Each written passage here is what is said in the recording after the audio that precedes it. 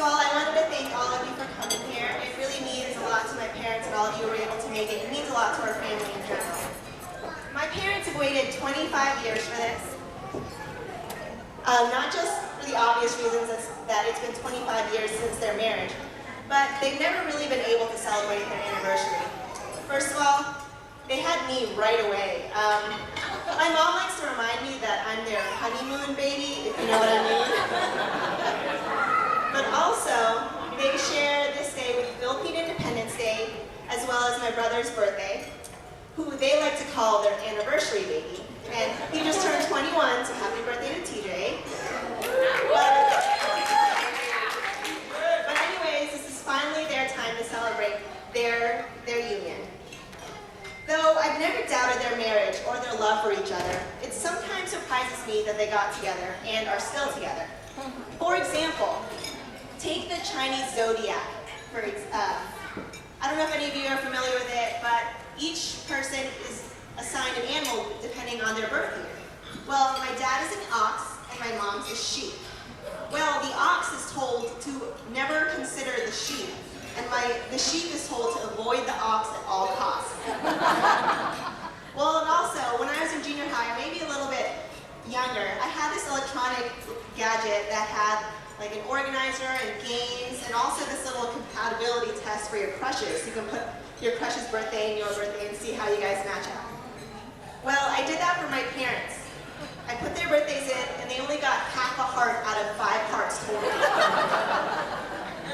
Plus, I don't know about their, courtship, as my mom likes to call it.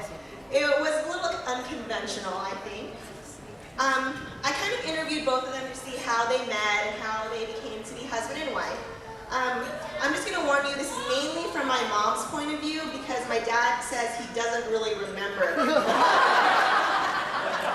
I don't know if he was embarrassed, but I think he's intentionally not remembering. And also, I'm not really sure if my mom's telling the truth because it kind of doesn't really go with what was just said earlier in the evening by my tita Gini and Nina Ngani. But anyways, they met December 1977 at a barrio fiesta in Catalogan, Samar. Barrio fiesta is a kind of neighborhood party just celebrating that neighborhood. My dad, who is from Imus, Cavite, was assigned to work in Samar for a while, but he was about to go to Manila soon. My mom at that time was a third-year nursing student who was on break from school, Christmas break from school. She originally was from Catalogan, Samar, so she pretty much had to go, and she was forced by my Nana Leonie to go to this party. So they were introduced by a friend. My mom says she thinks that my dad asked to be introduced to her. But anyways, so they hit it off. My dad supposedly asked a lot of questions, which I find kind of weird because the only questions I ever hear him ask me and my brother is, what time are you going to be home? Who are you going to be with? So that evening, they just talked a lot, and they didn't really leave each other's side. And supposedly, they danced a lot. According to my mom, her first impression of my dad was that he wasn't really showy, and he was serious and quiet. My dad, again, says he doesn't really remember their first conversation. He said that mom was quiet and conservative. He also said that he clearly remembers that all of their moves were being watched because, and I quote, she was tightly guarded by Nana Yoni and Uncle Lita. So they had a great time, but they had to part their ways after the party ended. They met again 3 days later at a Christmas party by the Samar Electric Cooperative. My grandfather, we called Tatay, was the board president of the Samelco, and my dad at the time was the mechanical engineer assisting the manager in supervising that power plant. So once again, they danced, and mom says that my dad danced with her only, which she said was awkward. But because whenever any other guy wanted to dance with my mom, he kept trying to cut in and just stand by her so the guy wouldn't dance with my mom. So, which I find kind of weird because my dad doesn't really like to dance, but that shows how determined he was to be with my mom. So after that party, my dad left for Manila because his assignment at Samar was over. Later on, he sent a telegram to my mom saying that he would meet her at the airport when she arrived in Manila to go back to school. So the day came, and when my mom got off the plane, there was. Once, just note that my mom didn't tell my dad when her flight was coming in. There was just that one flight, and my dad found out what time that flight was. So he greeted her there, had a car, and took her to a resort where they played games, had dinner, and just walked around the beach. So, just kind of to continue their courtship, my dad visited my mom unexpectedly a lot at the dorm, at my grandma's and grandfather's house. One time, he actually came over to my nanay and tatay's house, and he wanted to ask my mom out on a date. But my nanay wasn't really too sure about my dad, so he had my Uncle Lito go on a date with them. According to my nanay was a little bit wary of Dad just because he was from another town. She didn't really know about him or his family. Tatay was neutral, so he was okay, but checked his employee file anyways. So they just kept doing that for a while, and my mom says my dad thought they were boyfriend and girlfriend, but my mom thought it was an open relationship. Maybe it's because she had 5 suitors at the time. So I asked my mom about the first time my dad said, "I love you." Well, instead of just saying, "I love you," I guess he couldn't really say that, and instead said, "You're my one and only love."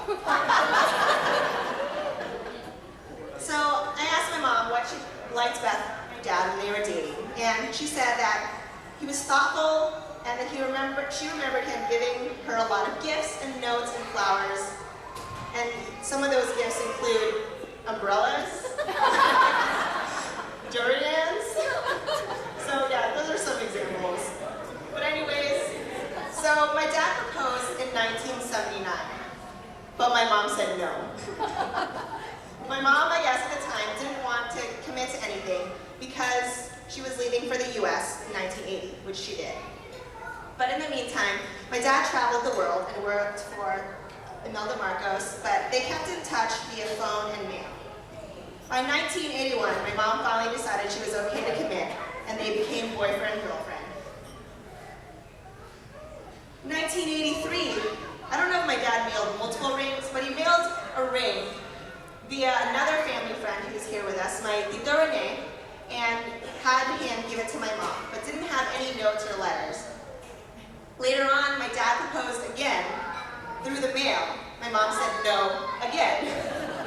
But my dad wanted some sort of assurance because he had my mom sign a blank marriage contract. I don't know, but I think that might have been an interesting approach to a promise ring. Well, my dad was very persistent, and he proposed again in January 1984, on the phone this time. And Mom finally said yes. So that's when they got married, June 12, 1984.